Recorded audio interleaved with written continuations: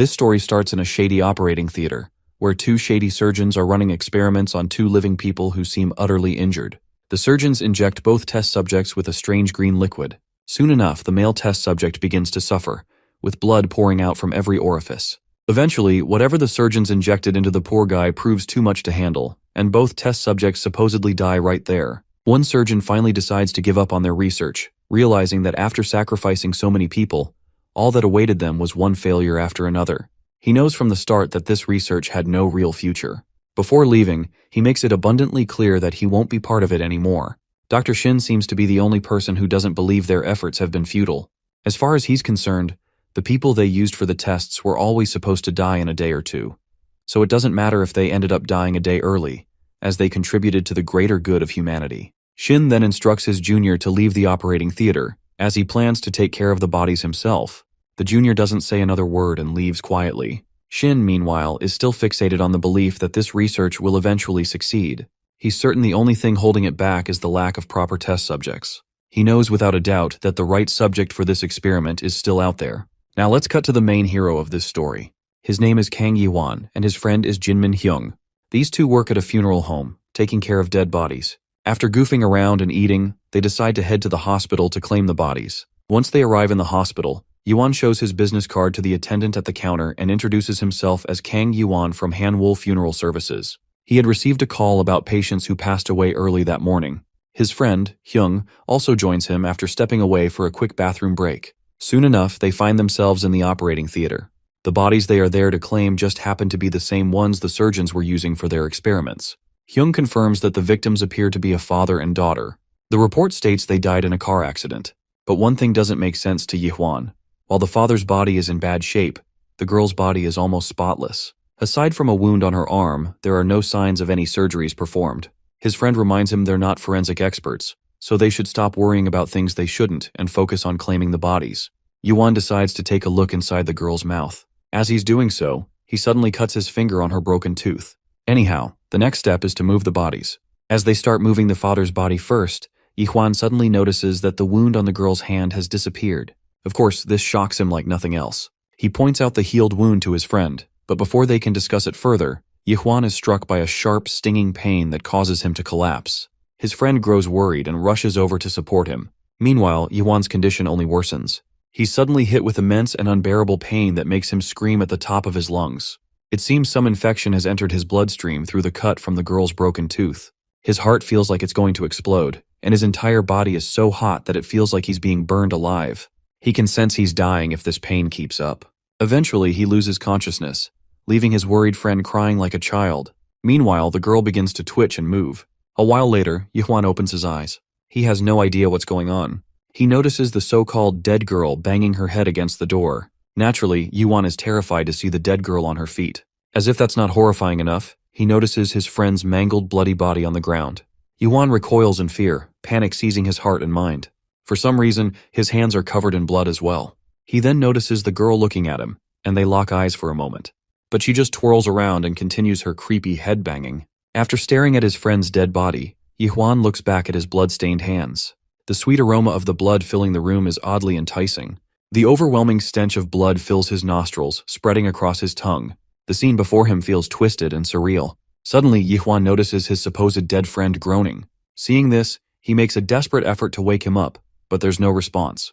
His friend seems to be deep in unconsciousness. Yi-hwan decides to take him with him, believing he might survive if he gets him the treatment he needs. It looks like the entire hospital is in shambles. Everywhere is stained with blood, and there's no one in sight.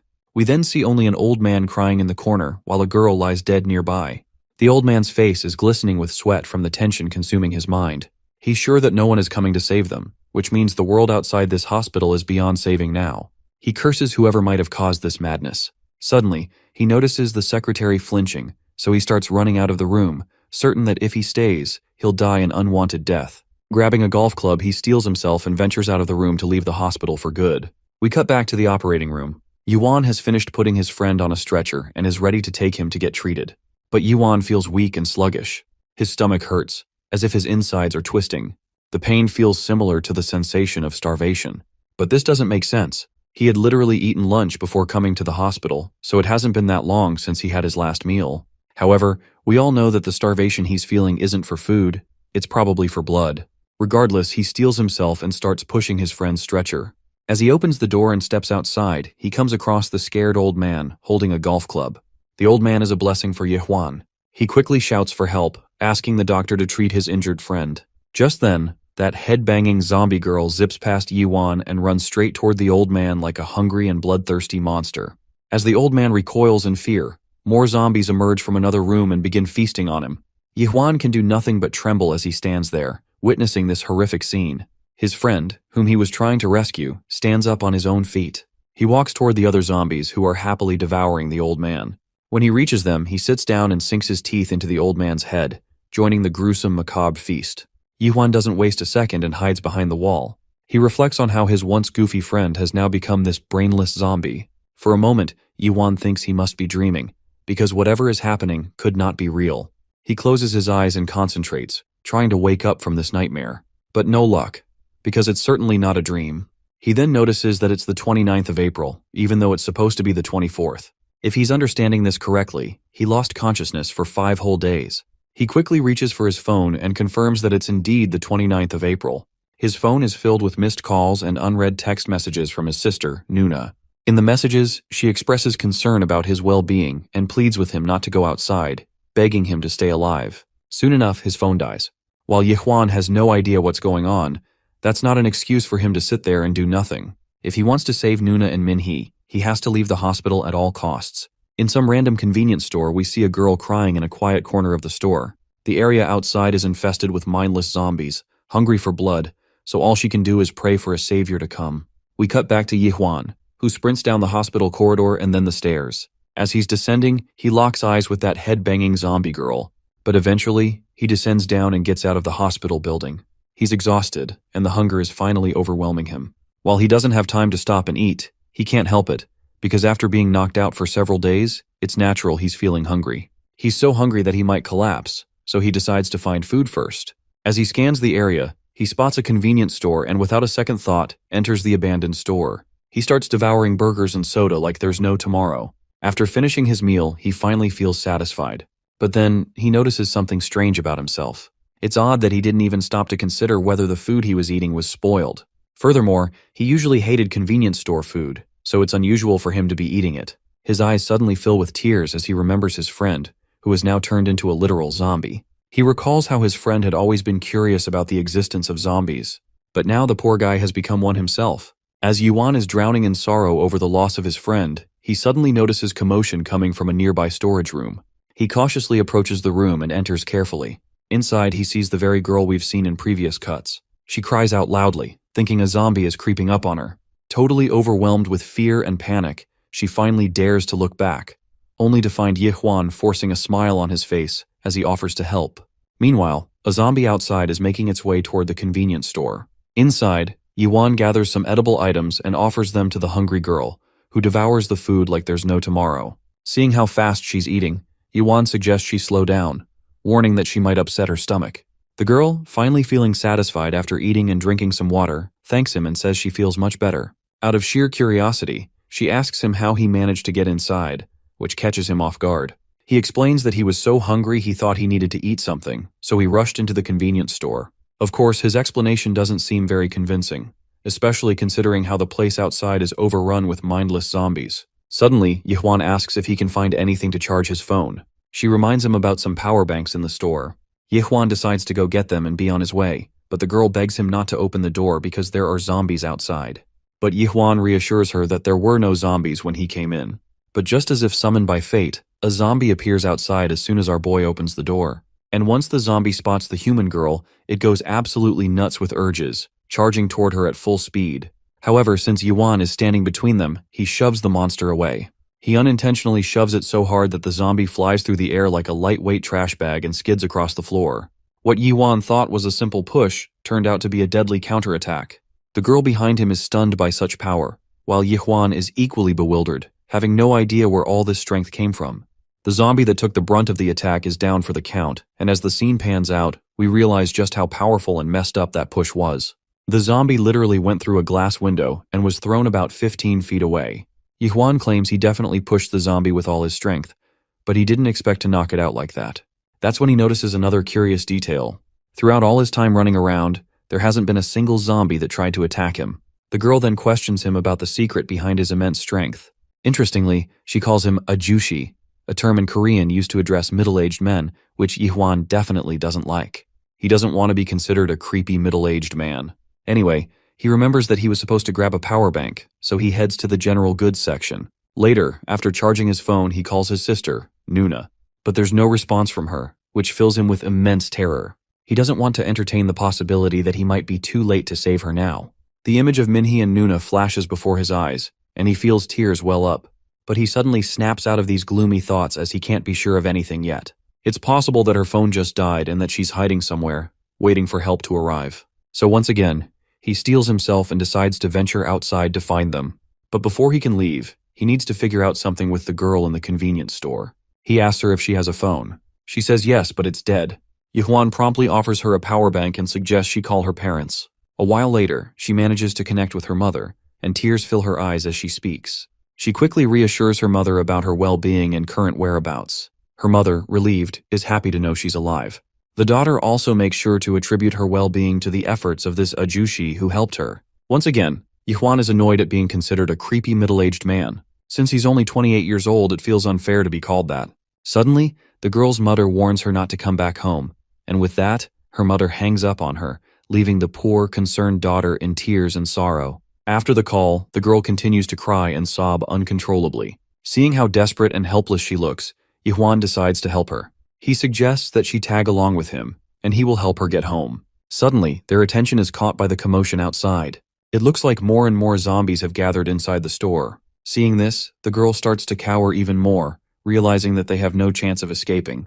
Yihwan acknowledges that they won't be able to get out unless he takes care of the nuisance outside. He rummages through the store's supplies and creates a temporary weapon to defend an attack. Before leaving the storeroom, he sternly instructs her not to open the door under any circumstances and assures her he will be back soon. With that, he heads out, leaving the girl pleading with him not to go. But he shuts the door in her face and goes to confront the zombies outside. After taking down the menace, Yihwan returns and reassures her that everything is taken care of. Seeing him stand there confidently causes the girl's face to light up with immense astonishment. Just to be sure, she asks if he's okay. He affirms that he is. While he wasn't sure before, after fighting off those zombies, he's pretty damn confident that he's in good shape. Most importantly, he points out that the zombies don't seem to attack him to devour him. Later, Yihwan goes into a garment shop and picks out some clothes for himself. After changing into fresh clothes, he finally leaves the store. As if luck is on his side, he spots a heavy bike parked on the other side of the road. The beauty of the bike seems to be staring back at him, almost as if it's inviting Yihwan to ride. Later, when we return to the convenience store, we find the girl also changing into the clothes he brought her. Yihwan apologizes to her, saying that he didn't know much about women's clothing, so he picked out whatever he thought might work. Since there aren't many zombies around, he decides to gather some food supplies before they leave. As they move through the shelves, Yihwan finds a baseball bat and takes it for himself. The girl expresses her concern over how he's putting his life at risk just to keep her safe. They are literal strangers, and she doesn't understand why he's helping her. She also assumes that, being an ajushi, he must have a family he wants to protect. First of all, Yihwan can't help but make a creepy face when she calls him ajushi again. Second, he reassures her that she shouldn't feel guilty.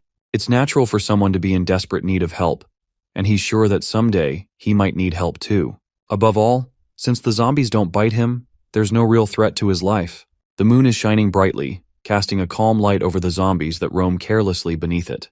But their tranquility is soon disrupted by the loud vroom of a 700cc engine. The one behind the handlebars is, of course, Yihwan, riding the new beauty. Even though he's making quite a bit of noise, the zombies don't immediately react, likely because his presence is overshadowing the girl sitting behind him. Since there are no obstacles in their path, he hopes to reach Nuna as soon as possible and rescue her from this mess. We cut to a gas station, where inside a tuck shop, a man is hiding from the zombies. The bottle he's holding is his last source of water, and he knows that doom is soon to follow. He curses his rotten luck for getting stuck in this tuck shop, which has already been completely looted. Suddenly, the sound of a motorcycle catches his attention. This leads him to believe that there are survivors in the area. What's worse is that the sound is getting closer and closer. Eventually, the sound halts right outside the tuck shop at the gas station. Seeing how the rider of the bike casually stops in the middle of the monster-infested area, the man inside the tuck shop starts to lose his mind. It may not be a great idea, but he decides to take a life-risking chance and call out to them. But his worries are unfounded because Yihuan is already taking down the mindless zombies one by one. With just a single hit, each monster is down for the count. As Yihuan takes down the zombies, the man in the tuck shop can hardly believe his eyes. Suddenly, a zombie sneaks up behind Yihuan, so the tuck shop man shouts a warning to him. All Yihuan does is take 2 steps back, and the zombie zips past him, as if Yihuan isn't even there. The sight leaves the man in the tuck shop in utter disbelief. Meanwhile, as the zombie is about to reach the girl behind the bike, my guy swings his bat with such force that the zombie flies through the air like a trash bag. With the area cleared, Yihuan tells the girl to rest assured. As for the man stuck in the tuck shop, he still can't do anything but stare in complete astonishment at Yihuan. If his eyes aren't fooling him, what he saw clearly proves that zombies weren't even trying to bite Yihuan at all. Yihuan proceeds to walk toward the fuel dispenser to fill up the motorcycle since the road ahead will be long. But the duo is startled when the middle-aged man finally emerges from the tuck shop, excitement bubbling inside him. He's absolutely certain that the person in front of him is the exclusive scoop, a term that goes completely over Yihuan's head. Drinking water as if he's never had something better in his life, the man remarks that he's glad he was able to quench his thirst. Curious, Yihuan asks him how long he's been hiding for. Turns out it's only been 3 days. Though the guy wasn't expecting the convenience store to be completely run down and empty without having any resources. He's a little hopeful though, now that he's met his saviors in the apocalypse. In an effort to help better their relationship, he introduces himself as Kim Gi-do, a 32-year-old journalist who no longer cares about his job because their world has gone to shit. The girl is Park Gina, a 20-year-old freshman at her university. Finally, there's our boy Yihuan, who appears to be 28. He's rather reluctant in explaining that he's a mortician, or well used to be. Gi-do remarks that he doesn't look like one at all, while for some reason, Gina is staring at him, a detail he calls into question. It's actually because the chick is surprised this guy didn't turn out to be an old-ass boomer uncle. Gi-do learns how the two of them got together. Really, it was just a string of events that brought them together via the convenience store. Well, Yihuan admits that it's a little weird they never even exchanged names until this point. Anyway, Gi-do understands that both of them experienced some real horror being trapped here, which is something he's willing to expand on later. For now, he's actually pretty curious about something that's been bothering him. Gi-do straight up asks about Yihuan's strange ability, making him immune or invisible to zombies. Outside, the hordes of the undead are gargling and searching for fresh blood. Focusing back to their conversation, Yihuan tells his story of how he was knocked unconscious for 5 days inside the morgue, and only came to learn about the damning apocalypse after he got up. The most he recalls is getting sick before blacking out. The journalist is carefully penning down these details, confirming Yihuan's story that he made his escape from the hospital and found Gina shortly afterwards. Gi-do also confirms that Gina was looking for her family in the middle of these events. Now it seems like neither one of them actually knows about the events that took place, something Gi-do considers a blessing. Mortified, Gina asks why. He ends up explaining that the entirety of the planet was reduced to a zombie land within that timeline, so they can only imagine the worst. To expand on the details, the first 2 days were the definition of literal carnage. Normal people quickly turned into flesh-eating zombies, and most of them died without even getting the chance to know what was going on in the world. The really horrifying part is that they were hunted by their closest loved ones, not knowing what had gotten into their dear companions. With the way he's describing the details, Gina is out here weeping with her tear-filled eyes. The journalist apologizes for being too graphic in his details, and emphasizes that Gina's family must be okay because of the confirmation of the call. He assures her that they'll meet again, a fact that Gina confirms, though her words are filled with doubt. Deciding to interject in the discussion, Yihuan is curious about the journalist's story. Of course, even Gi-do shares that being a journalist means very little to him right now. He was actually working on a case to find the cause of this apocalypse, and taking that risk led him to being stranded as he ran out of gas and ended up stuck. Invested in knowing the truth about the zombie apocalypse, Yihuan inquires about his findings. The journalist argues that it's not that important, and his attention is thwarted to a more pertinent matter. The minute he turns to his left, he's terrified to see a group of zombies lashing out against the window. The scene terrifies the entire group, especially since they can't even exit the gas station before becoming a stake to this mad horde of zombies. Yihuan believes they should step up the gas pedal and really get the fuck out before finding out. Since they can't use the bike in this instance, he asks about the location of Gi-do's car. It's parked on the roadside just a few minutes away. Of course, their only shot of getting to the car is if they get past these creepy fuckers into first place. Arming himself with a club, Yihuan decides to play the hero for them, declaring he'll clear a path while they'll block the door for him. It seems like a reckless idea to the journalist, especially since this guy is going to be risking his own life just to get out there. Yuan promises that he'll be okay, especially since he's got no zombies to worry about biting him. Turning to face Gina with a reassuring, gentle smile, he promises to take her home just like he said so. Letting out a breath, our boy pulls up in a 1 versus 50 royale. Before he leaves, Gina musters up the confidence to tell him that he should just refer to her by her name since their age gap isn't too far. Hearing that, our boy smiles, uttering her name as he goes on to face the threat. The funniest part is Gidoo out here acting like a third wheel in the midst of a troubled couple. Anyway, the creepy uglies outside weren't expecting it, but one human really did just make a superhero's entry to face them all. With a determined glare, Yuan declares that he won't let a single one of them get inside. The horde of zombies scream as one human beats the crap out of them with his strength. He turns to one walking just past him, and I don't know if Yuan had a personal grudge against this guy or something, but this dude really just slammed the shit out of him in the wall. He notes an interesting observation here. It's not just the fact that the zombies fail to attack him, but in fact, it's almost as if they don't recognize his presence at all. While he's figuring out the process of why this is the case, Yuan does not care for now. All he cares about is standing firm on his objective to stop them from coming inside. Watching the scene from the window, Gidoo finds himself on red alert. He can't believe his eyes. He makes the same observation as Yuan. But then there's also his terrifying strength increase that he's acquired out of nowhere.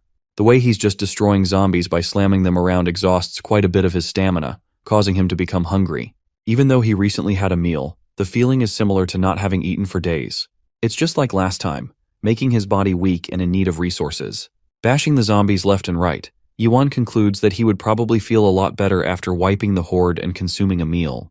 Meanwhile, the sight of Gina struck with incomprehensible terror causes Yuan to drop to his knees. It confuses Gidoo and worries Gina, because this guy is basically sitting breathless amongst the horde of the undead passing by. He doesn't know what happened just now, or why he could only think of Gina at that moment. Here's the jaw-dropping kicker. Yuan is actually experiencing a severe temptation to eat a human. He's no different than the zombies in that regard, which actually kind of makes sense why they don't recognize his presence. Anyway, Gina is really worried and wants to help him, but Gidoo sensibly tells her that it's reckless to do that. While they're arguing, Yuan reclaims his stance and continues mowing down the horde of the undead, hitting as many of them as he possibly can. He finishes his outlash by crushing a zombie's face into the ground. Unfortunately, by the end of his fiery attacks, he's left with a panting and terrified state. This is bad, and he knows it. Even Gidoo can sense it from afar. The puzzled, troubled, and conflicted protagonist tries to assure himself in his sea of doubts, believing that he's different from the zombies. He's a human, isn't he? Or that's what he wants to believe. His eyes beaming with a red spirit, Yuan declares that he will never stoop so low as to become a monster like them. Well, it's a good thing that his temptations went away after consuming some water. Yuan drank a ton of it, but it's only logical for how many zombies he took down on his own. Gina is worried that he might be hurt, but really, he didn't take any physical damage from the fight. Of course, the journalist believes that fighting so many of them and actually killing them isn't an easy thing. Still bothered by the extreme hunger he experienced, Yuan's temptation is replaced by a gut-wrenching pain in his stomach. Deciding to focus on moving the needle forward, Yuan recommends using Gidoo's car as their safest escape route. Of course, they can easily find a gas can around here somewhere and refuel the vehicle properly. Yuan suggests moving together because going alone is dangerous, bombarding them with a new level of panic. This one dude out of nowhere comes screaming for help. Luckily, he didn't get reduced to shreds from the zombie horde earlier. Yuan notices that this guy seems legit, evident by his cry for help. The thing is, his friend is actually grievously injured and at the risk of death. But this situation is kind of tricky, as you wouldn't always just trust someone in the middle of an apocalypse. Yuan calculates his options, while Gidoo recommends they stay sharp on their toes because these guys could still be harmful. Gina argues against this idea, believing they should still help others in need. In any case, Yuan agrees with her approach, no matter how naive. Gidoo gives up and agrees to do it if they're okay with it. So Gina opens the lock and welcomes these punks inside, who are just so grateful they took a chance on them. But unbeknownst to them, these guys truly are a bunch of scumbags and they just got a free ticket inside. Gina hands them some water to revitalize themselves and asks about an update regarding their situation.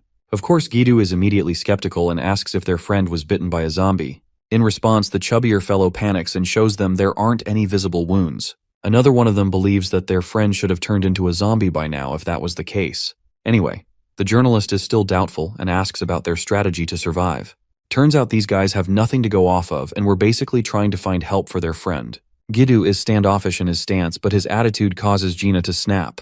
She thinks he should focus on helping these guys while they're in danger, especially since it's only thanks to Yuan's consideration that they're alive. The guy who is sweating like bullets thanks them for their generosity.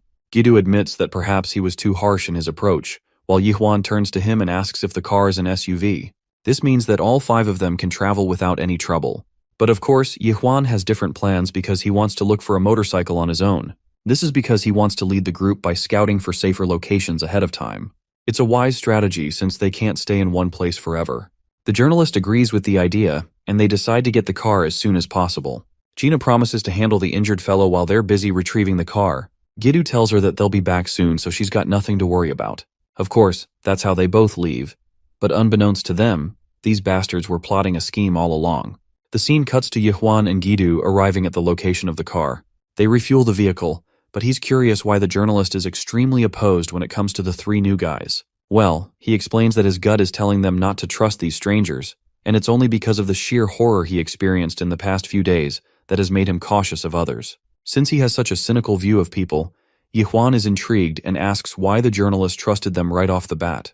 Well, it's because he was already going insane from the dehydration and had to find a way to survive. Yihwan is also curious why he referred to him as a scoop when they met each other, which basically means the journalist got lucky in finding a dude who is literally immune to the zombie apocalypse. In response, our boy's stomach cracks open the skies with a loud grumble. This man is probably going to eat like Goku after this shit ends. He gets flustered, but it's only logical for him to get so exhausted after battling against zombies. Gidu believes they should aim for finding food after the car. But something happens. A strange feeling creeps up on our protagonist, as he merely turns around, frozen in place. He has heard something, and it's not zombies this time. Yihwan is confident that he could hear Gina's voice. And now let's go back to the gas station, where a girl is screaming to be let go of. Gina has been seized by these bastards, who blackmail her by saying that she'll only attract the zombies with her whining. This causes her to freeze, even more when the barrel of a gun is placed against her head. The scumbag who was pretending to be sick reveals his true nature, overjoyed to have them right where he wanted.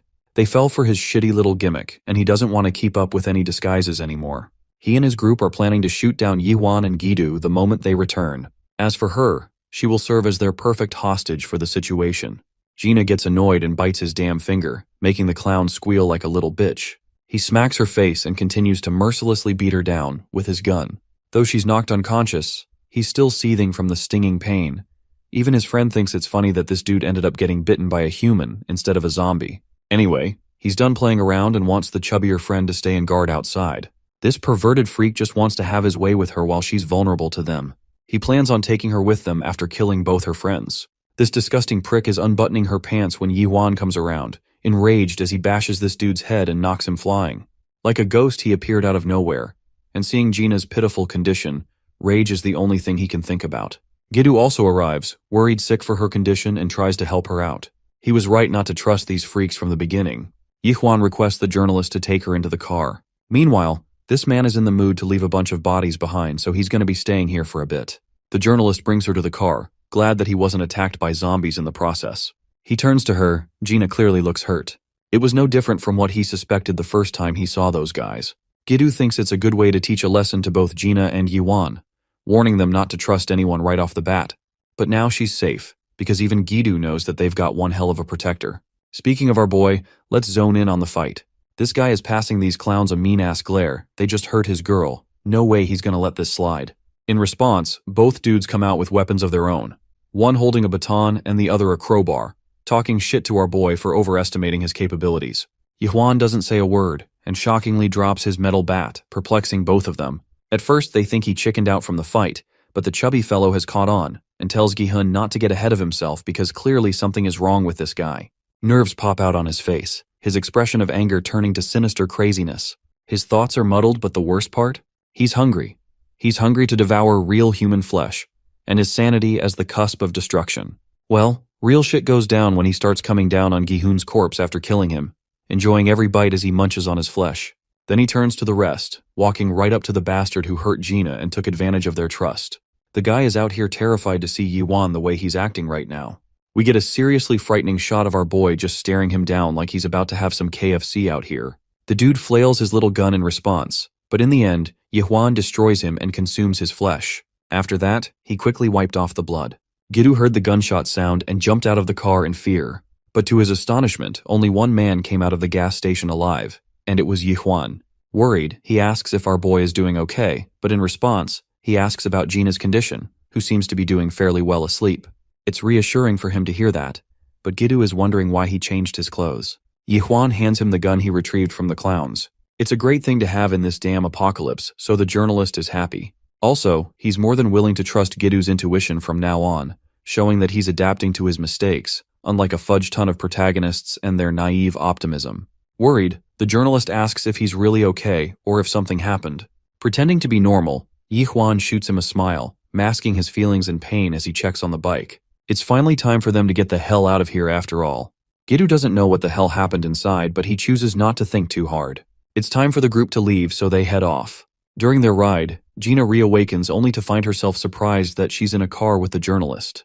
She doesn't know what happened, but Gidu promises that they dealt with the manipulative assholes who tried to take advantage of them. Also, Yuan is determined not to leave her side and plans to be extra protective of her. Hearing that, Gina cries, holding her face in tears. It causes Gidu to worry that she might have gotten hurt somewhere. She ponders why those people, the same people they tried to help, took advantage of them. They had noble intentions, and yet, instead of looking to survive together, those guys instilled a permanent despairing feeling in her heart, causing her trust issues with anyone she is now going to meet. It's not a good feeling, and Gidu understands, but he gives her the words she needs to hear. On the bright side, he wants her to fully trust Yuan, even if she doesn't trust anyone else, as he's more than willing to protect her, no matter what happens. Let me pause for a moment and break down the significance of the scene where Yuan gave the journalist the gun. It's actually because he doesn't trust himself and wants Gidu to handle him in case he spirals out of control. Okay, going back into the story, Yuan and his group clear the area inside a building. With every last one downed, our boy wants to take his friends to the room he saw, but his eyes darted to a picture frame of a loving family. He almost forgot these zombies were once real people, and apologizes for having killed the father. Anyway, he secured 2 rooms for his group. There's not much for them to worry about anymore, but he's confused why the journalist wanted them to stay the night, especially since they've got a travel vehicle now and all. It's because Gidu wanted them to rest from all the exhaustion, as traveling in the daytime would be safer. To top it off, it's imperative for Gina to get all the rest she needs. Worried, Yuan asks if she'll be alright. It's not looking bright because she's endured a severe mental scar from this experience, halting her ability to trust anyone anymore. It's a hopeless feeling, and it's really sad how some traumatic experiences can corrupt a person's view of the world for the rest of their lives. But the journalist argues that it's necessary for Yuan to play his role well here. Since she doesn't trust anyone anymore, she will only rely on someone like Yuan, the man who saved her and protected her time and time again. Yuan doesn't really want to step into those shoes and expresses that it's literally their first day together.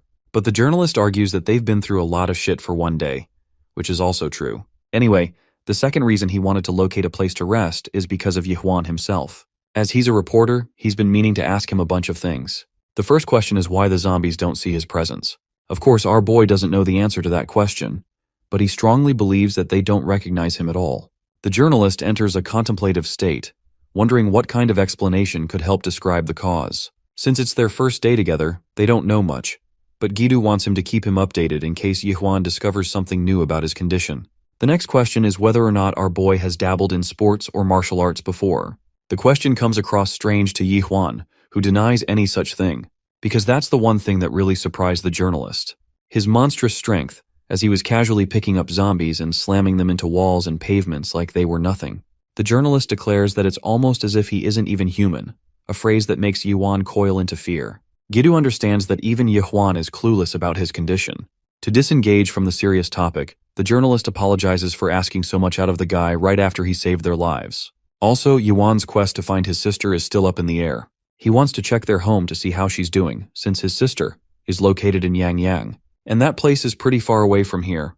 There's no telling if they'll be able to make the transport. Still, despite the odds and the difficulties presented in front of him, Yuan wants to do everything in his power to help save his sister. The journalist strongly opposes the idea because the place is far away, and there's no need for him to be so reckless. Yuan doesn't understand why either, though he senses that it's just the right thing to do, no matter how hard. Hearing those words, Gina appears to be awake, her eyes filled with tears, moved by Yuan's honesty. Gidu thinks the guy is a bit too nice, and it only makes sense why Gina trusts him unconditionally. Journaling his thoughts on paper, Gidu wants to conclude the conversation with one question. He wants to know if Yuan has sensed any specific patterns about the zombies, just about any kind of information that could help them in the long run. Scratching his head in confusion, Yuan replies that he doesn't know anything meaningful. He believes their senses are still intact, But that theory is also inconsistent, because it doesn't add up why zombies can tell the difference between humans and one of their own. Surprising them with her sudden entry, Gina drops a bombshell. The zombies are actually attracted to exposed skin, as per the words of her manager, who hid in the storage room before being attacked. Gidu is worried that she's up early, but Gina sits down after failing to fall asleep for a while. Also, she apologizes to our boy for making him needlessly worried, reassuring him that she's better now. Anyway, Gidu is curious by her words and asks for more. Gina explains that the zombies are drawn to exposed skin, which is also why she asked for longer pants back at the store. The troubled reporter is even more confused than before, realizing that they've got much to work with here. In any case, it's best for them to look for gloves to cover more of their skin.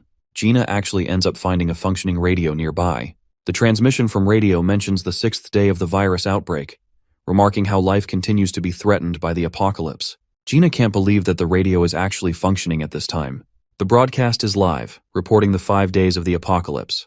Yihwan and Gidu are shocked to find the channel still functioning, which means the station must be safe. But Yihwan believes that they might be trapped inside the station. Instead, this may seem more like a distress signal instead of an actual broadcast. Well, Gina knows the station is nearby, so Gidu recommends they leave it in the hands of Yihwan, who should make the ultimate call. After all, he's the only one among them capable of navigating inside the station. Still, Yihwan strongly believes that finding Gina's parents is more of a priority, and he's fine with reconsidering their options after that. Seeing him stand up for her so many times, Gina feels relieved. The journalist is okay with that thought and suggests they all take some rest. In the next scene, we get a dream sequence where our boy is bolting away from the zombies in fear.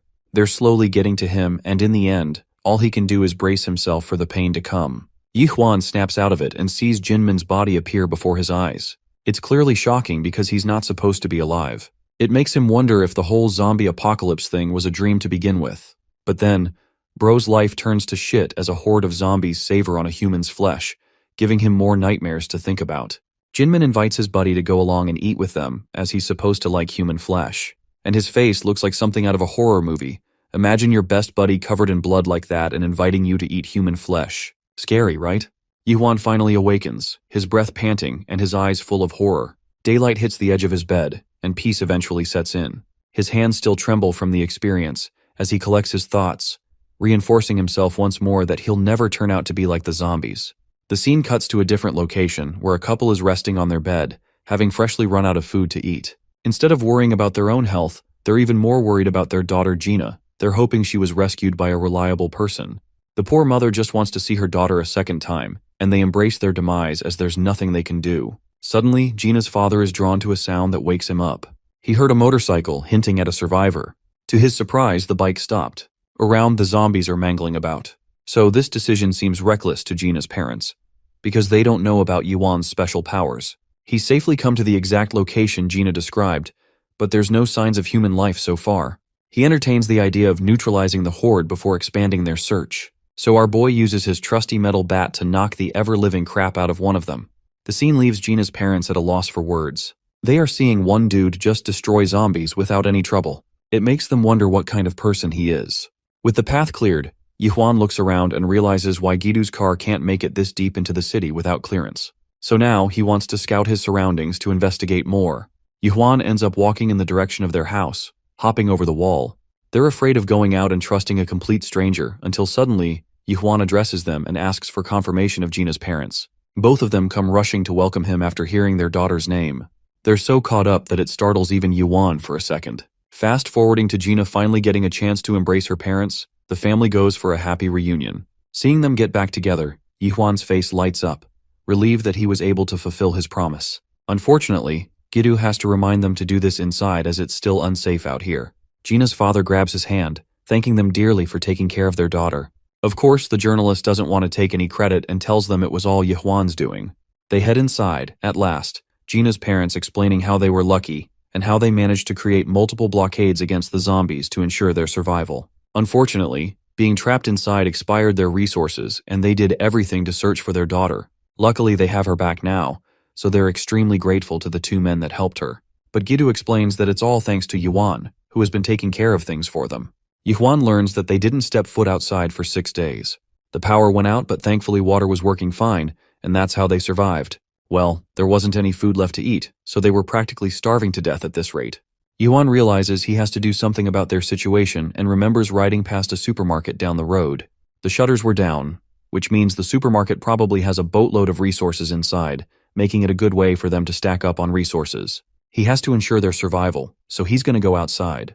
But Gina's father is against the idea, as he would be risking his life for them. Even then, Yuan believes they can't survive without the basic human resource.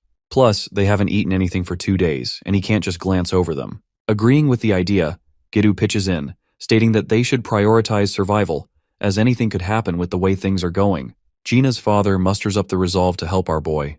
But of course, Yuan wouldn't want to risk something like that, so he turns him down and tells him to focus on Gina's condition first. Hearing that, Gina's father is reduced to a mess.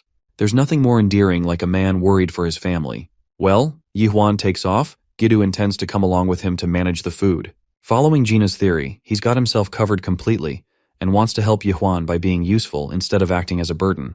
That's a good thing for the protagonist who's got a dependable ally to work with. They say their goodbyes to the family and ride away. Of course, Gina's family is worried, but she's hella confident in our boy's survivability and believes Yuan will always return. At the supermarket, the two of them crack open the locks and lift the shutter, exposing an untouched stash of valuables for them to steal. It's a miracle to find a supermarket like this in such an apocalypse. With so much to use, Yuan and Gidu are confident the family can easily survive for a few years with this much stuff. They get busy collecting what they need, and the scene transitions to the MBS headquarters. Here, a worried man talks to someone on the phone. Unfortunately, he's stuck handling the daily broadcast and has to follow strict instructions. Suddenly, he hears a sudden message from the other side, telling him about important information. When the call ends, the guy is left questioning the purpose behind the messages being broadcasted. Among his jotted thoughts, he has recently come to know of a bike rider whose identity is unknown to him. Yuan and Gidu acquired what they needed the most. Also, they use this chance as an opportunity to grab a bunch of medicines from the pharmacy as well. All of a sudden, the journalist is feeling the crushing weight of stealing from stores. Still, it's too late for them to be worrying about meaningless things like that when the world is destroyed. Since looting the store is going to take a bit, Yuan is on guard duty, especially since medicines need to be carefully checked before being taken. The MBS headquarters is just up ahead, and Yuan is busy staring at it. He recalls the broadcast was from the same radio, which means Gina was correct about it being close by. Gidu thinks it would be unwise to worry about the broadcast at this time, especially since they have to take care of Gina's family first and focus on finding his sister. Gidu tells him to just give it up for now and focus on more pertinent matters. Though reluctant, Yuan understands that he has to find his sister as soon as possible, especially since she's stopped responding to his messages. Fast-forwarding back to Gina's family, they share an excellent meal, revitalizing themselves after being completely drained for 2 days. The family is so grateful that he's done so much for them. All of this should last the four of them a minimum of 6 months. Unfortunately, he won't be staying since he has to go find his sister. Gina's family is worried, and her mother asks about his sister's location. Whoa, did I just drop a Five Nights at Freddy's reference? Anyway, bro's sister lives really far away, so it's not going to be easy. Yuan understands that, but he has to save his one and only family he has left. Hearing that, Gina sits in silence, understanding his pain. Though he has one more request. After saving his sister, our boy wants to bring her back to Gina's family, which makes her feel flustered. Yuan strongly believes that this is the safest place among all, and it's not like his sister has important connections of her own to worry about in these times. Since the zombies can't bite him, he'll be of great use to them anyway. He just wants to make sure Gina is safe, and he's willing to do anything for that. That's why he promises to return with his sister and help them out even more. Of course, Gina's family can't even decline a request like this, but they do have one strong objection. Gina's father is out here having a temper tantrum because bro thinks our boy wants to steal his daughter. Even the mom catches on, but she's more supportive than anything. Can't believe they're thinking about grandkids when they're in the middle of a damn apocalypse. At night, they have to manage their way with candles. There's no power after all. Yuan learns that Gina's parents are fast asleep. They continue on their nightly talks, Gidu calculating his thoughts. He wonders how much food they'll have to take to get to Yangyang for 2 people. Hearing that, Yuan remarks in confusion, especially when the journalist admits that he's coming along to help our boy. It seems like a ridiculous idea to abandon a safe location like this, but Gidu understands the risks. It's just that he's always been part of a risky job. He's just dying to know more about Yuan, and that's why he's sticking to him like a persistent bug. Bro is going to use him to make a name for himself, but it really makes me laugh because it's not like anyone's going to be caring about fame in a zombie apocalypse, right? Gidu reminds him of Yuan's own words, who boldly said that he'd trust the journalist's words from now on. Promising not to be a burden, the journalist assures him that they'll be fine. Also, since he's traveled a lot as a journalist, he knows all the ways to handle safe navigation. Yihuan is okay with that, so Gina gives them one last thing to go along their journey. It's actually the radio that she picked up from the building. It's going to be useful in learning about new information around the area, even though Gidu is a bit skeptical on that front.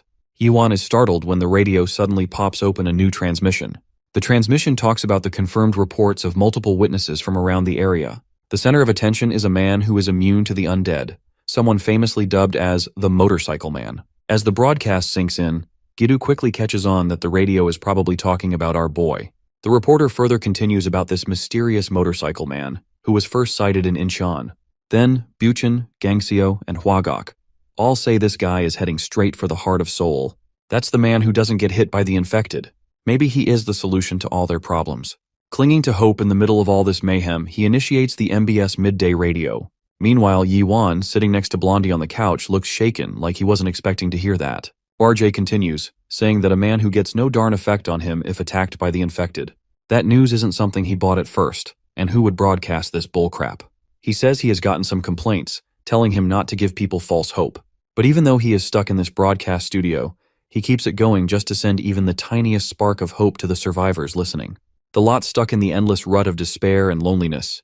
He wants to let them know that giving up isn't an option. He has faith that hope will never die, and that salvation will come to pass. That's MBS Radio's Produce, coming live, Sun Jinchul. The trio listening to Jinchul looks straight up stunned by all this. Meanwhile, Jinchul throws on a track to lighten the mood. A soothing song for troubled hearts, worn out from all the despair. With that, RJ hits play, letting the song flow to countless souls stuck in the depths of despair. Leaning back like a dead weight, RJ looks completely drained. Even after preaching hope on the radio, he doesn't seem to believe in it himself. With a worrisome fact, he has no clue how much longer he can keep up this life. Back at the house, the trio just sits there, totally speechless. No one has even said a word in minutes. Then, Gidu breaks the silence, confirming if the RJ called himself Sun Jinchul, the PD from MBS. Yihuan tends to ask if Gidu knows the guy. Reaching for his pocket, Gidu mumbles under his breath upon having Jinchul's number somewhere. He finally finds it. So, he definitely met the guy at the Radio Current Affairs department. What's wild, though, is that he is starting to think Jinchul might be running the whole station solo. Aside from that, Yuan checks with Gidu to see if the radio place is still taking reports for the broadcast. Gidu is sure they are still doing it, no doubt. After taking it all in, Yuan finally speaks up, ready to claim that he is the motorcycle guy. This big confession drop of this guy blows their minds. No doubt he straight up admits that the truth is, zombies don't bite him. But he still has no clue why. Despite everything, Yuan, having a long face, didn't want to give people false hope. He feels like he doesn't deserve to pull this stunt. However, Gidu tries to understand his side of the view, but he suggests the guy try taking caution at something that could endanger his life, especially when he is living in a world where trusting anyone is the act of a fool. In Gidu's view, if this guy exposed his identity, he is definitely screwed. But Yihuan feels like stuff like that doesn't really matter now. Flashing a grin, he straight up says that exposing his identity isn't a big deal, especially in a world like this. Still, he tells them to take a chill pill, swearing that he will be as careful as possible so there won't be anything to worry about. Sighing aloud, Gidu gives away the green flag finally, letting Yuan do his thing. Afterwards, Gidu decides to hook Yuan up with that broadcast guy. After all, he is somewhat tight with the PD personally. Moreover, he is sure that the PF will only buy his story if he vouches for him. For that, Yuan is really grateful to Gidu for his non-stop support till now. Ringing the call to the MBS Sun Jinchul, Gidu claims to be Kim Gidu, asking if he is in the middle of the broadcast. Jinchul can't believe his ears upon hearing the voice of journalist Kim Gidu. Feeling relieved, he goes ahead and asks if Gidu is in a safe spot right now. Gidu admits to being in a safe situation. Brushing it off, he gets to the real thing. That's when he confesses to keeping intel that needs reporting. Without wasting time, Gidu drops a big hint, saying the motorcycle guy from the broadcast might just be his colleague. Spilling that out, Gidu and Yihuan look at each other for a moment, but Jinchul practically jumps out of his seat. The dude can't handle this bombshell, asking if he's really speaking the truth. Right then he flinches as this grave news breaks out. He trembles like a shaky leaf, struggling to make sense of it all. Snapping out of it, Jincheon hurries over to the radio system. He apologizes to the audience, claiming to have gotten a major tip-off urgently, so he decides to cut the transmission with this last song. Back to the call, Jincheol can only hope Gidu's words of wisdom hold true. With reports about the motorcycle guy coming in now and then, there's a lot of uncertainty, some true, some just rumors. When asked, Gidu didn't even hesitate. He was ready to stake his name on it, just like any true journalist would. That takes Jinchul by surprise, whose eyes pop out of his socket in shock. Taking a look back, Gidu, fighting through the crowd, calls back to the Humpty Dumpty-looking chairman. At the part of his unfair appointment, Gidu demands an explanation from the chairman. In his journaling days, Gidu, shivering in the cold, awaited the explanation. But he never got the chance. Now Jinchul is ready to buy Gidu's truth, confirming if his colleague is still with him. That said, Gidu signals Yihuan, and he then joins the call, claiming to be the motorcycle guy. This mere voice stuns Jinchul for a moment. Keeping it cool, he has got his list of questions ready, ones he needs answers to. Meanwhile, the lot from every corner of the world hears RJ Jinchul, stating that the motorcycle guy actually holds great importance. For his listeners, he knows that everyone has fallen into the pit of despair. And for them, just knowing someone out there can't be bitten by the infected, that alone is their last shred of hope. Without further ado, Sun Jinchul asks Yihuan if it's all true, and that's when he verbally confesses to being immune to the infected. However, the reason is still unknown. Furthermore, he goes on to say that the infected don't seem to notice him at all. They don't get aggressive and barely react to his voice like he is not even here. Jinchul notes it all down. After a sudden pause, Yuan says he still isn't the kind of hope Jinchul is looking for. Yeah, he's helped some people with this ability, but he's got his own limits too. That's that. Jinchul decides to pass only the verifying intel, even if Gidu has vouched for him. Moreover, he demands to see any evidence proving his immunity to the infected. Yuan asks Jinchul if the area around MBS is swarming with the infected. That sends chills down Jinchul's spine. Yuan confirms that he's coming there himself. The same night, Jinchul is having a hard time buying Yuan gutsy claims. Jinchul demands to know if he will be daring to come solo for real. With eyes filled with determination, he declares that that's the only condition for making Jinchul believe his story. Then he is down to taking the risk for it. That's enough to freak Jinchul out. But his RJ protocol wouldn't let him bend the rules of passing the intel without verification. Thus, he is expecting Yihuan to come by MBS, as it wouldn't trouble him if the infected doesn't give a damn about him. Then, he drops his current whereabouts, residing inside MBS, broadcasting station on the 8th floor, second studio from the end of the right hallway. Jinchul warns this hi-fi immunity claimer that his station is practically overrun by the infected mafia. However, Yihuan, unfazed, still sets their meeting time for tomorrow, as this guy doesn't care whatsoever. After this, Jinchul redirects to journalist Gidu, saying that he never imagined hearing his voice in times like these. Thus, he wishes that Gidu take good care of himself. To ease the PD's troubled mind, Gidu assured him that they would find him soon. And just like that, the call ends. The infected's radar doesn't sense Yihuan at all. Not to mention, he is completely immune to their mess, and they won't bite him no matter what. All this information is seemingly hard to process for this guy, but Jinchul's mind wanders, questioning what if it's all true. Letting it all sink in, Jinchul realizes Yihuan isn't just hope, but he might be salvation itself. The next day, Yihuan's prep is all set, telling Gidu that outside is wide open, clear as day, and not a single zombie near his car. Gearing up, Gidu is pretty much ready for this heist. Right then, Ajina's mother comes down to hand over Yihuan some homemade rice balls. She believes that it's going to be a rough and tough ride, so it's good to have something. The dude practically jumps in excitement to notice a pile of rice balls packed in the box for him. After thanking her a big time, he promises to eat it all. Just like that, this woman warns Yihuan to be extra careful and bring back his sister in one piece, because they will definitely be waiting for them. Just as Yihuan steps out, Gina rushes out to get his attention. At a loss for words, she couldn't meet his eyes. He assures Blondie that there's nothing to worry about as zombies wouldn't dare mess with him. However, her emotions go wild, and before she knows it, she is wrapping Yihuan in a tight hug. That catches him off guard. But this cutie couldn't help but thank Yihuan for everything. But she wants this guy to return at all costs. Turning as red as a tomato, Yihuan tells her not to worry, as he fully intends to return safely. Out of nowhere, Gidu feels the ick, dismissing this union. The dude rants that dating is all fine, but marriage can't be far too rushed. Feeling utterly disgusted at this old fool, they make horrible faces at him, showing their annoyance. Afterward, Yihuan heads out, while the people behind hope for their safe return. Hours later, Yihuan and Gidu get to the crazy zone infested with zombies. With Gidu packed and secure in the car, the immunized Yihuan, bat in hand, scored good hits at those brainless dum-dums. One savage hit catches the attention of other zombies, who couldn't help turning to look. Having a close inspection, Yihuan speculates that if they don't take down this swarm, this whole area will be a pain in the head. Not only that, he believes it will become much more dangerous to find shelter in this chaos. Gidu understands where he is coming from and tends to let Yihuan handle this one. Although Yuan, taking a sigh, knows that it ain't an easy task, but he doesn't have any choice left. Gripping his bat, this big shot warns the brainless army that he gotta pass through by all means. Inside, Sun Jinchul is close to passing out due to extreme weakness. Dumped in the corner, Jinchul feels like his body is giving out. Whatever strength is left of him, he thinks to have reached his limit. Any more of this, and he is done with this life. Nothing to drink or to eat. His supplies have run out long ago, so he resorts to waiting for his death. By the looks of his health, today's broadcast doesn't seem like a possibility now. Still, he feels even worse for not leaving a farewell message in yesterday's broadcast, if only he knew things would sink this low. Even more so, Jinchul anticipated this much to happen like this. But he would have one lasting regret. He still desires to confirm the truth behind the motorcycle man. Feeling dizzy, like he's one step from the stairway to heaven, Jinchul thinks it's a damn shame to go out without satisfying his curiosity. All of a sudden, Jinchul's phone flashes a ring that catches his attention. As it turns out, that's his fellow journalist, Kim Gi-do.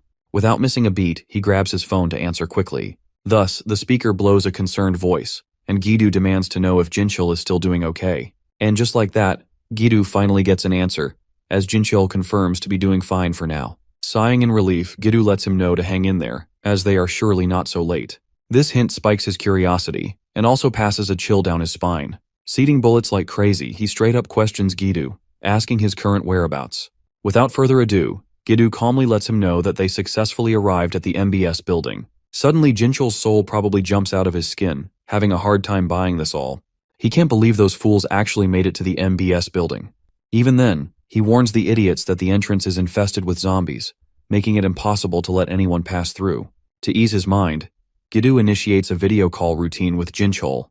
Just as Gi-do gets him on FaceTime, Jinchul's mind gets blown away to witness the atrocious acts of motorcycle guy yanking the zombies away. He takes notice of the infected getting slammed away, crushed by a bat, only to carve a path straight to the entrance. That man alone is being a total menace to wipe them out. Gi-do explains that if he stepped outside, he would be 1 second from death. But in the case of Yuan, the guy is built differently. Sun Jinchul bears witness to seeing Motorcycle Man true to his words. He sees the first guy who isn't a zombie's preferred menu.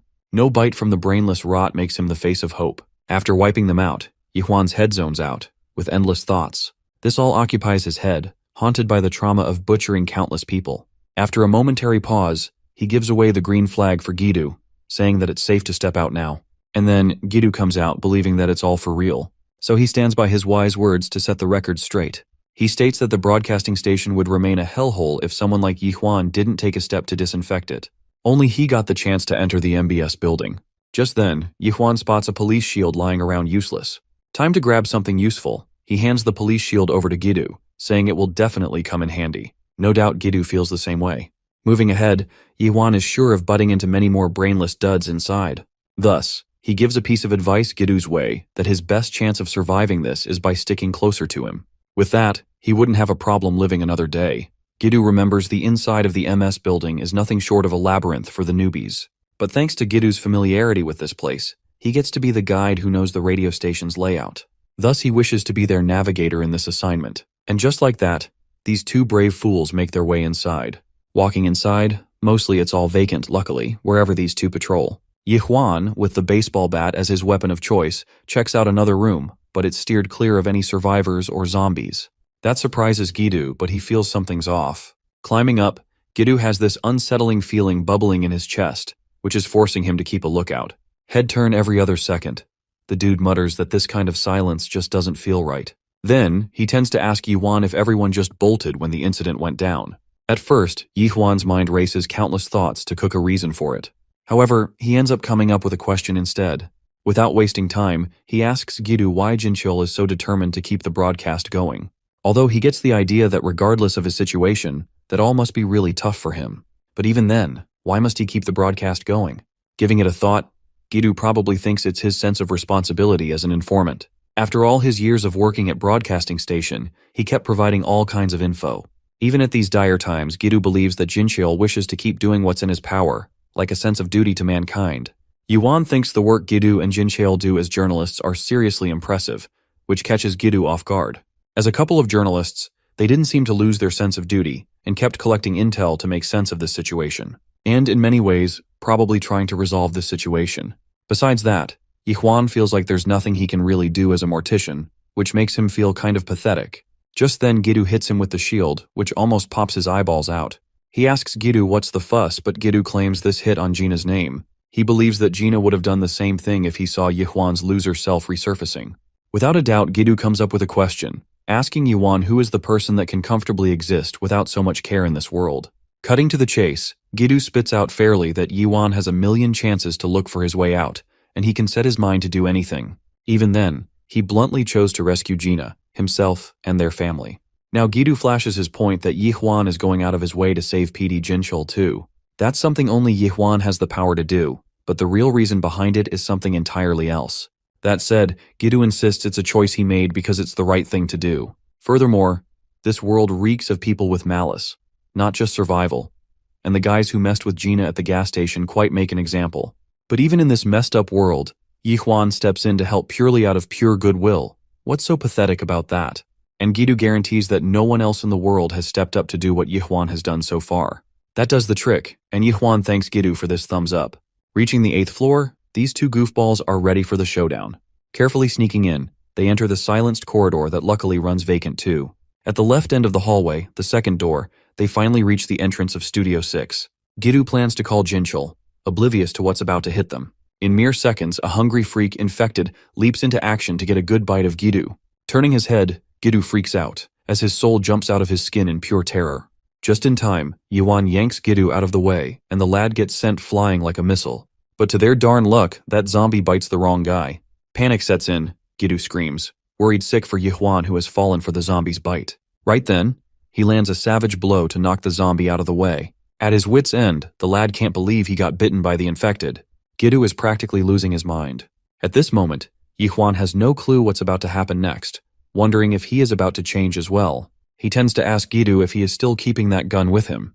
Gidu's chill levels plummeted faster, and he was drenched in sweat, unable to make sense of these dire circumstances. Yuan hopes that he is still carrying one.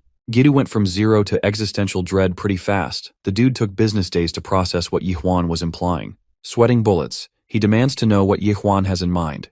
However, Yuan is in a rush to get this over with, bursting into Studio 6. Inside, he found the same zombie he knocked down moments before trembling. Seeing this horrific sight, he refuses to fall to this degree and be like them. Thus, he decided to do his best until he lost his mind. Meanwhile, the woman, practically shivering like a shaky leaf, snaps out of the zombie fever, begging Yuan to stop. Now that wasn't in the cards. Yuan's eyes widened in shock to see a zombie shifting back to his human mode. Yuan stands face to face with this anomaly, while Gidu watches it all go down from outside the room. Bawling her eyes out, she begs Yuan to save her. She pleads for a chance to prove her innocence, insisting she hasn't done anything. Totally thrown off, Gidu wonders if she is actually infected or not. However, Yuan can't ignore the truth that she jumped at him to attack and bite him. If she isn't infected, then why did she bite his hand? Along with momentary silence, the room fills with the woman's sobs. That's when Yuan decides to get her out of this risky place and take her to the studio first. The sight sent a jolt of terror through Gidu's mind, practically paralyzing this dude out of fear as Yuan decided to take the biter with them. He reasons with Scaredy Cat that she isn't infected, so they can't let her rot here. He makes up his mind to think it over after reaching a much safer place. In the middle of processing this foolish idea, Gidu notices Yuan's bitten hand and finds something odd. As it turns out, the wound healed in a matter of seconds. This shocking revelation hits him like a ton of bricks. On the other hand, Jinchul, probably lifeless or drawing on his last reserves, lies in the corner in wait of his rescuers. He's pretty sure he hears something nearby, making him wonder what's going on. That's when Gidu's call alert catches him off guard, so he picks right up, asking if they are all right. Gidu rightfully confirms Jinchul's location to be Studio 6. Without further ado, Gidu requests Jinchul to open the door, as he is at the entrance. Completely thrown off, he tends to question if Gidu is actually there and whether the area around him is safe. Gidu nods, giving a quick yes, saying there aren't any infected around. Getting down to opening the door, Gidu looks behind at Yuan comforting the former infected. Jinchul and the former zombie dig into Gina's homemade rice balls like they haven't eaten in 3 days. Meanwhile, Gidu pays his respects to Jinchul for keeping up the broadcast for a whole week by himself. Witnessing the crazy hunger pangs, Yuan tells the lads to calm down, as there is enough for them. Jinchul mentions finding some food here, luckily, so he is all full for now. He figures that compared to the woman who went a full week starving, he's still in a much better spot. Eating like a maniac and gulping down water at a much faster pace, she finally takes a good long breath. And just then, she thanks her heroes for saving her life. She has no clue how to pay them back. Yihwan brushes it off, and Gidu confirms her name to be Choi Sujin. When asked, Sujin admits to working at the department store. Turns out Sujin was heading to MD for a broadcasting sponsorship when everything suddenly went haywire in the hallway. Out of nowhere, screams filled the station, coming at her from every direction. Sensing something was off, she did her best to run. But luck wasn't on her side. She stumbled right into a horde of zombies. They tore into her, dragging her into darkness. Now, as she recalls it, tears well up in her eyes. Letting her calm down, they slip into a 2-minute silence routine. Breaking the silence, Jinchul questions what's the first thing Sujin remembers after that. Thinking back, she says she heard 2 voices, which instantly stuns Yihwan and Gidu. Mild at first, she states that it grew gradually, followed by the taste of blood. Panic sets in, as Sujin bets that it felt strangely strong. Looking back, the memory is still so vivid in her mind. It lingers on her lips as if it just happened. Seeing how these hungry folks hadn't even had a moment to breathe, Yiwan decided to continue this conversation in a better setting. For now, they let the woman get some well-needed rest. Afterward, Jinchul is completely fascinated to learn that this woman is actually a former zombie. Gidu confirms that she jumped in to attack him but ends up biting Yihwan instead, only to suddenly turn human again. Not to mention, Yihwan's arm, which took the bite hard, didn't turn infected. And of course, the wound healed itself like it was never even there. Jinchul buys it totally, not in need of Gidu's evidence report. After seeing Yihwan's unnatural immunity to zombies, nothing else can surprise him. Rather, this whole situation got him thinking about a new hypothesis, since the real cause of the crisis still hasn't come out yet.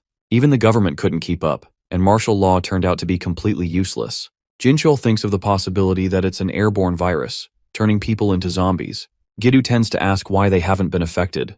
To counter this question, Jinchul's paints quite a picture that they are primary immune bodies, with resistance to airborne infection.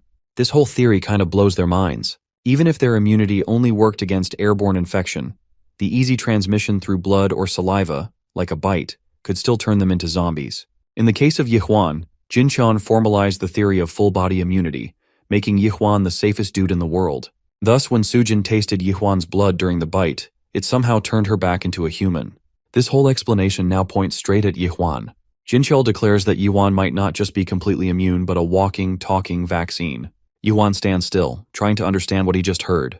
The idea of being a vaccine seems impossible, yet everything that has happened makes him rethink it. His mind keeps going back to the events leading up to this moment, searching for an explanation. Afterward, Son Jinchul, who has been observing the situation carefully, explains that it is only a theory. However, based on what they have seen, it makes the most sense. Gidu steps in, suggesting they slow down and think things through. The situation is complicated, and rushing to conclusions will not help. Going over everything properly is the only way to understand what is happening. Afterward, they recall the moment when Sujin, already turned into a zombie, bit Yihwan. By all known rules of the infection, he should have changed as well. Yet he stands there, completely unaffected. Yihwan's blood might be the cure to stop the infection. The idea seems impossible, but given the situation, it can't be ignored. When Sujin, already turned into an infected, bit him, his blood somehow entered her mouth. Instead of making things worse, it cured her almost instantly. Normally, a virus shouldn't be neutralized that quickly, but the results speak for themselves. If this theory holds, it would also explain why the infected never attacked him. It's not just immunity. His blood itself acts as a vaccine. Even the smallest amount is enough to reverse the infection. This means Yihwan isn't just resistant to the virus. He might be the only person capable of stopping it. His blood could hold the cure the world desperately needs. If the infected can really be cured, then his parents weren't completely gone. That means they were still human, and there was a chance to save them.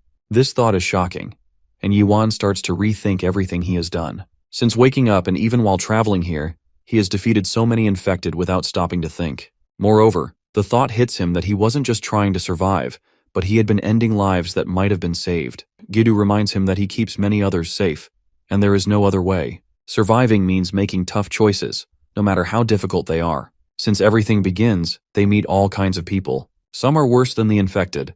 Not every monster is a zombie. Some are humans who lose their kindness, proving that the real danger is not just the virus, but people themselves. No one can judge Yihwan for his actions because he never harms anyone. If anything, he protects them. Rather than just discussing, they decide to confirm the truth. A suggestion comes up to test what Yihwan has become, and the best way to do this is by making his presence known. They plan to feature him on the radio broadcast that night. This will reveal whether he truly holds the key to a cure or if something else lies beneath his existence. Yihwan feels unsure about the idea of being on a live radio broadcast. The thought of speaking to so many people makes him hesitate. Later, he connects with Gina on a video call and explains his situation, how they want him to talk on radio. He fears he isn't as special as they believe and worries about raising false hope. However, Gina assures him, in this world, no one is more remarkable than him. Afterward, she suggests to him that Yihwan's sister might be listening to the broadcast, encouraging him to do his best. He appreciates the support and thanks them. Realizing he needs to save his battery, he promises to talk later, but before hanging up, he asks Gina to send his regards to her parents. After the call, Sujin teases him, asking if that was his girlfriend, to which he quickly denies it, but the other person isn't convinced, pointing out that she sounded like she thinks he's really special. Afterward, Gidu joins in, making him even more embarrassed, and teases Yihwan, saying even Gina's parents already believe they're a couple, so there's no point in denying it. Sun Jinchul asks if Yuan got some rest, mentioning that everything is set up and it's time to prepare, but Yuan hesitates, worried about messing up during the live broadcast. Sir reassures him, laughing, saying mistakes don't really matter in times like these. Afterwards, the radio host, Sun Jinchul, begins the broadcast, acknowledging the many messages of support and concern from listeners. Despite the scarcity of data and electricity, people still take the time to reach out, and he expresses gratitude for their kindness. To give back, he announces a special guest, the first ever on the show. He introduces the person everyone has been most curious about, the one who has given people hope in these dark times. The mysterious figure known as the Motorcycle Man, Kang Yihwan, is finally on air. Afterwards, the radio host asks Kang Yihwan to introduce himself to the listeners. Yihwan is nervous but determined. He hesitates before speaking. He states his name and age, revealing that he works as a funeral mortician. Moreover, the host then mentions that many reports about Yihwan have been received, and while some details need verification, one question stands out as the most important. He asks if it is true that the infected do not attack him. After a brief pause, Yuan confirms that the reports are indeed true, and explains that the infected neither bite nor attack him. They barely acknowledge his presence. Afterward, the host admits that it sounds unbelievable and that he struggled to accept it at first. However, after witnessing it himself multiple times, he can no longer deny the truth.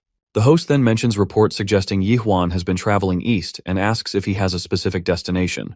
Yihwan confirms that he does. He is heading to Yangyang in Gangwon province, where his family is located, hoping to reunite with them despite the dangers along the way. Afterwards, the host acknowledges that Yangyang is quite far and wonders if any listeners are there. Suddenly, a report comes in from a listener in Socho, a nearby area. The unexpected message catches everyone's attention.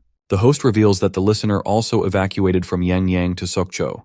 According to them, the military has already passed through Yangyang, leaving nothing behind.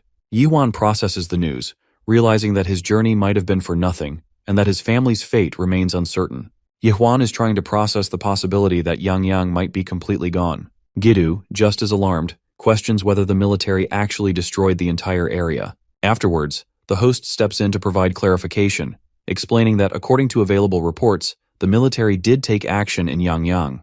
However, the phrase "nothing left" is unclear. It could mean there are no survivors, or it might only refer to the infected being eliminated.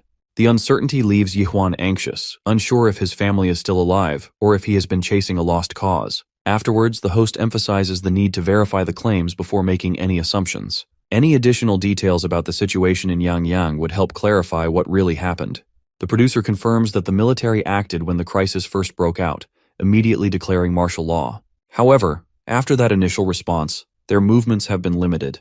In fact, reports suggest they are quickly withdrawing from metropolitan areas, leading to traffic restrictions and even more disorder. Yet, Yangyang's case might be different, suggesting something unusual happened there compared to the rest of the country. The host suggests that the military might have evacuated the survivors in Yangyang, placing them in a safer situation.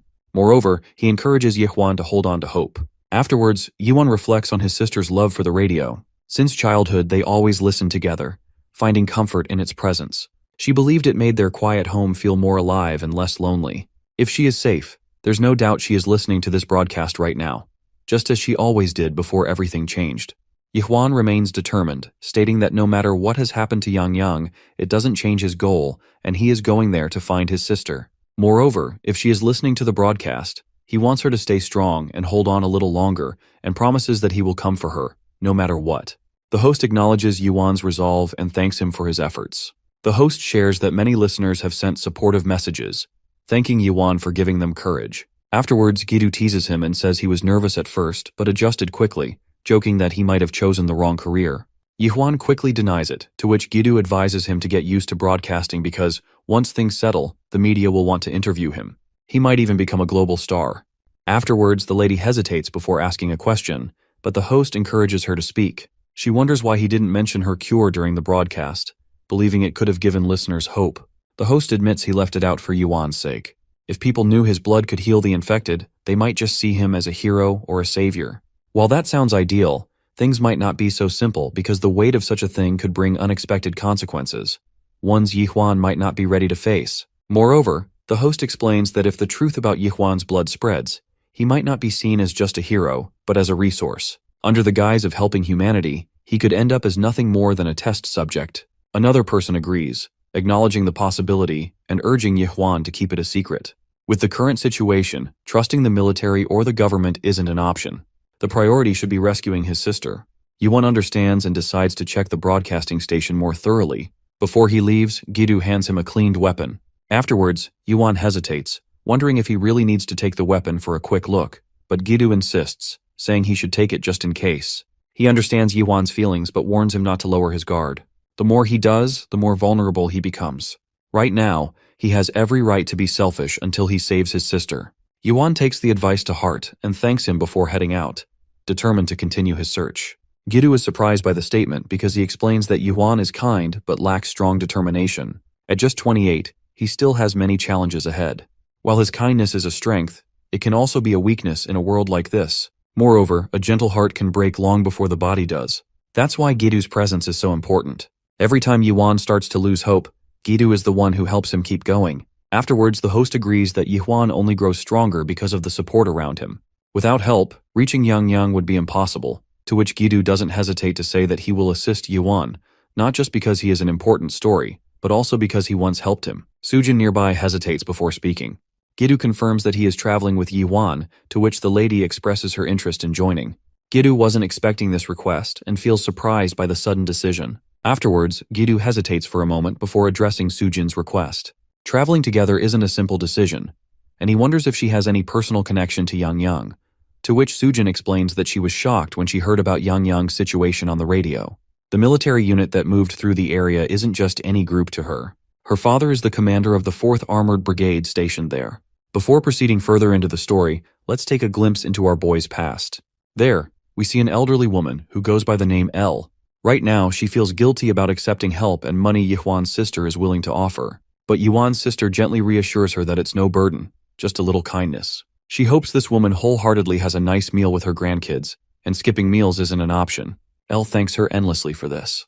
A few moments later, given her struggles to pay for lunch, Yuan asks his sister why she gave the money away. She just brushes it off, saying she's got enough cash to buy an old lady lunch. She also mentions Elle climbs this hill every week or so to pick up trash and papers, even though it's kind of pointless, but she does it anyway.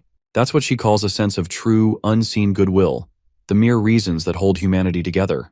This leads her to dream that one day Yuan will carry the same goodwill forward, so she asks if he will. Ending the trip to memory lane, alone, on a bench, lost in thoughts of the past, he stares at his last messages to big sister Li Che with unwinding sadness.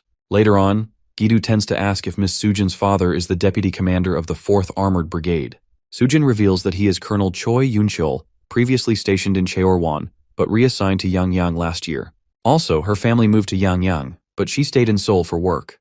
Gidu considers that her whole world flipped upside down in just a week with no prior notice. Plus, he thinks this woman feels a sense of safety with Yuan and probably desires to come along with them. Just then, his mind did a U-turn. Colonel Choi Youngcheol, the name's quite familiar, and he served in Cheorwan until last year. Something clicks in his mind. Meanwhile, Jinchul thinks about letting Sujin tag along, which isn't so bad.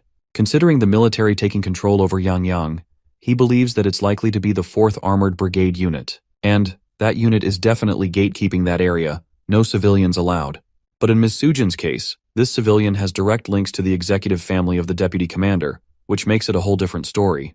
Not only that, Jinchul concludes that there isn't any safe place but the military base in moments like these. Even knowing their path to Yang isn't a piece of cake. It requires immense planning to get past the pack of the infected. It could take longer than expected. However, the option to leave still sounds better than staying behind and doing nothing. Sujin breaks the silence, expressing her desire to reunite with her family.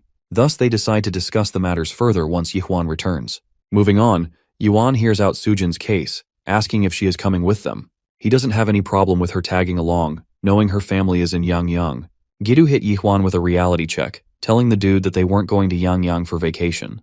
Gulping down rice balls, Yuan knows the risks are real, but in times like these, family comes first, no doubt. Also, he casually mentions traveling to Yangyang because of his sister. That's something Sujin finds relatable, hoping not to be a burden for them further along. So they ask Jinchul what's next. He says now that he's got some hope, he's going to keep broadcasting from here. With that in mind, he asks them if they can share any info they pick up on the way to Yangyang. Furthermore, Jinchul mentions getting reports from all over the country, but intel on military bases is rare. Plus, barely anyone is making long-distance trips like they are. Jinchul points out that places like Seoul and the metro area are basically shut down. He figures if the military or government is still up and running, they've probably shifted their bases out to the provinces. That's why Jinchul thinks broadcasting their journey to Yangyang as a live documentary would mean a lot to his surviving listeners. He hopes Yuan can rescue his sister and reunite with her. Meanwhile, he plans to stay put and do his part. Yuan gives him a small smile, promising to return for him. Afterward, Guido restocks Jinchul's food supply for at least a month. Jinchul worries it's risky to give away their supplies before heading to Yangyang, but Guido reassures him they'll hit a supermarket to restock. Plus, Yuan confirms the 8th floor is clear of zombies, so they're not trapped anymore. Jinchul thanks Yuan for saving him in more ways than one. He dreams of the day they can broadcast together again, and the next time with his sister too. Putting their hands together in a huddle, they wish each other good luck before parting ways. After that, Jinchul watches the trio walk away, leaving him with nothing but hope. Once our boy and his friends are out, he fires up his motorbike, leading the way as Gidu and Sujin settle into the car. With engines roaring, they hit the road at full speed, Gidu keeping close behind, following Yihwan's lead. He vows to bring Li Che back this time. With the door jammed by the pile of junk, Li Che's daughter sleeps peacefully. She softly tells her to hang in there a bit longer, telling her that Uncle Yihwan is coming to get them soon. Meanwhile, our trio's journey hits a snag when they find the highway completely jam-packed with the wreckage of abandoned cars. Even if they try, they can't even squeeze the bike through all the junk blocking their way. Gidu had already expected that their journey to Yangyang wouldn't be a walk in the park, but he hadn't accounted for this much shit. As far as he's concerned, they might have to take a much longer detour than he initially thought. Sujin takes a look at the map in her hand and suggests taking Route 86. She's confident they won't encounter this level of wreckage there. Gidu finds her idea doable, so he quickly updates Yihwan about the national road they're about to take. But it seems like Yuan's mind is already occupied with troubling thoughts. The sight of a family lying dead in front of him makes his heart sink, but he shakes off the feeling and responds to his friend. A while later, they arrive at Namyangju Station. There, they encounter a few zombies, which the trio easily takes down with their combined efforts. Afterward, they sit back to prepare some food. Just like that, night falls, and they take shelter in their car. Yuan stares at his phone. He's already sent countless texts to his sister, but there's still no response. Morning arrives, and the path they were following leads to a dead end. There are plenty of roads they could take, but finding one that actually leads to Yangyang is a whole different problem. Filtering out a safer route is even trickier. Eventually, they decide to take a short break here before moving on. The place is pretty secluded and peaceful, so it shouldn't be too risky. After all, they've been exhausting themselves trying to figure out the safest route. A little breather to recharge is well deserved. Sujin takes this opportunity to head into the thick woods to do her business. As she disappears into the greenery, Gidu isn't sure if she should be roaming around like this. Then again, they can't exactly follow her either. All they can do is hope she stays safe since the direction she took only leads to an abandoned mountain. Still, it can't be easy for a woman to keep up with them, especially since they've been rushing ahead without rest or time to regroup. She must be exhausted trying to make sure she's not slowing them down. It looks like she's indeed drained from being the only woman tagging along with the boys. But at the end of the day, she can't complain since she was the one who insisted on coming along. If only he could ask Yuan to stand guard while she does her thing, but that's not an option. Her worst fear comes true when a guy, fully equipped from head to toe, suddenly stands behind her, barrel pointed right at her. Her scream echoes through the forest, so loud that Gidu and Yuan immediately go on high alert. Yuan doesn't hesitate for even a second and bolts like a flash toward the source of that distressing scream. As he shouts her name expecting her to respond, he stumbles upon the same soldier-looking guy who has Sujin terrified. The dude demands that Yuan drop his weapon. Since there's no room for risks, our boy drops his bat without a second thought. The soldier then questions Yuan about his identity and the reason for their presence here. Yihuan, on the other hand, is also trying to figure out who this guy is. It's obvious he's a survivor, but something feels off. Where did he even get that gun? He doesn't seem like a legit military guy. Not wanting to risk Sujin's life, Yihuan simply raises his hands in the air and tells the guy that she's his partner. The only reason he's here is that he followed her scream. The fake soldier then demands to know why Yihuan and his friend are in the mountains, since there's absolutely nothing out here. Yihuan, deciding to be honest, explains their mission, which is to reach Yang Yang and find his family. But he and his friends got lost. Unintentionally, they ended up wandering around all day and stopped here to take a breather. Not to mention, the place looked harmless, so they had no reason to move on without getting some proper rest. Finally, the fake soldier lowers his gun and apologizes for causing a panic. He acknowledges that it was rude of him to act that way. He had sensed movement in an empty mountain and mistook them for infected. He then helps the distressed Sujin get back on her feet. At last, he pulls off his helmet and introduces himself, Jang Taehun. As a gesture of goodwill, he apologizes once again for scaring them.